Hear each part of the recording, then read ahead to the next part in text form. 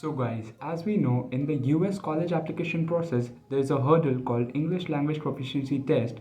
To clear that hurdle, we have to give exams like TOEFL, IELTS, Duolingo English Test, Pearson English Test, etc. to get across that hurdle. But how much scores do we need to get into a specific college, or how many scores do we need to get the visa? So that's what we're going to discuss today in this video. So let's begin. So guys, doesn't matter if you are a master student or an undergraduate student like me, TOEFL or IELTS scores matters a lot for you. So how many scores do we need to get into our dream college? Well, the answer to that is it differs from college to college.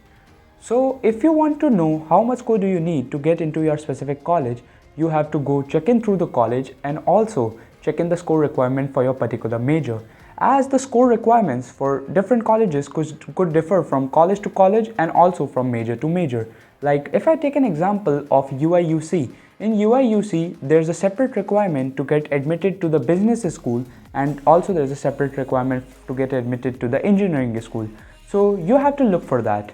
So guys, now that you know how much scores do you need, you just have to create a target, and now you are ready to give a mock test.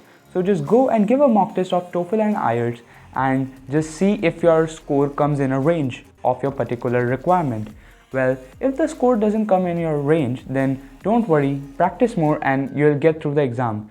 And there's also one condition, like what would happen if I don't complete my requirement by half mark or 1 mark? So what will I do? There's not a problem in that. You just have to contact the university about your scores, and most certainly in all US universities, the checking process is pretty lenient in that, as there's a holistic process here.